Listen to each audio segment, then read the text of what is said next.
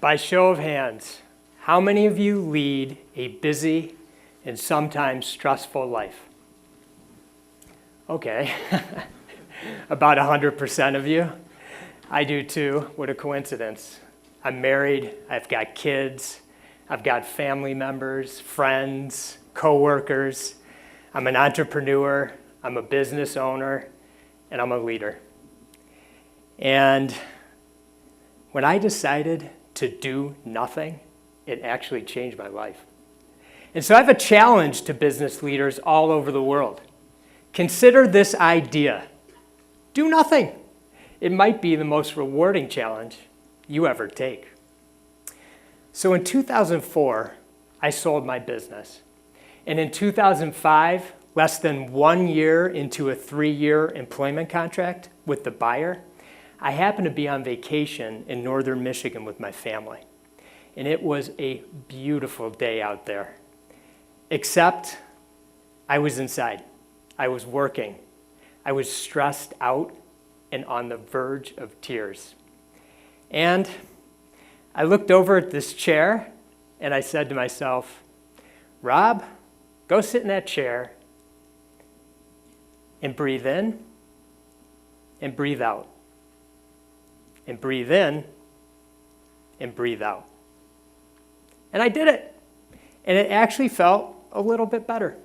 The world didn't change and my problems didn't go away. I just felt a little bit better. My mind seemed to settle and my body seemed to calm. That's me on your left. When I was growing up, I had all kinds of health issues. Severe asthma, eczema, and a heart irregularity. I also had some family challenges that I was dealing with, and when you put them all together, it caused an awful lot of anxiety. On the outside, everything seemed pretty normal, but on the inside, I was struggling. I later learned that I had symptoms of obsessive compulsive disorder. In high school, I started selling these blow pop lollipops out of my locker with my best friend, Joel Perlman. That's him on the right. And when we graduated college, we actually started the business that we own and operate today, Image One, 26 years later. Now, starting a business, getting married, having a family, and everything that went along with that, for me, I found it to be extremely stressful. And I realized somewhere along the way, I just wasn't as good of a person as I wanted to be, as I needed to be. And it was bothering me. Okay, so back to that chair. That's the point in my life I like to refer to as pre-chair Rob. And it's when I realized that maybe meditation would be useful for me in my life. And so I dove in head first. And I decided to become a student and a practitioner. And I learned that since 1972, there had been over 6,800 scientific articles written on the subject, 4,500 alone in the last 10 years, almost all positive, but 60 rock solid that exude the benefits that meditation has on our minds, on our bodies, and in our hearts. I learned that branches of the military were using meditation. Places like the Virginia Military Institute, where all incoming cadets are required to take a course called Modern Warriorship, where they teach meditation. And I learned that companies all over the world are incorporating meditation into their health and wellness programs. Companies like Aetna, where almost half of their 30,000 employees have taken the course, and they've seen their stock price rise from $32 to $154 per share. Is that the only reason? Of course not. But the CEO, Mark Bertolini, says that the thing he notices most is just that people are easier to get along with. I learned how to meditate. I learned how to sit properly. I learned how to breathe properly. Breathe in. Breathe out. Breathe in. Breathe out. I learned about the benefits of taking an extended silent retreat. And so I started doing those for up to 7 days at a time. 7 days where you do nothing? What goes on at that place? That's usually the response that I receive. So let me tell you, the retreats that I've attended have about 50 to 100 people. Each morning we gather in a common area. And each day we're given instruction and guidance. We sit and meditate. We mindfully walk. We mindfully stretch. And we mindfully eat. And this goes on throughout the day for the duration of the time that we're there. Rules? Well, be gentle with yourself. Take care of yourself first. If you're uncomfortable in any way, physically or mentally, do what you need to do to get comfortable. General rule of thumb, no talking, no eye contact, no reading, and no writing. So back to the chair. This is a time in my life I call post-chair Rob. I'm not perfect. My family, my friends, my coworkers, they'll attest to that. This is a life's journey for me. But I can tell you I'm a more present and aware person.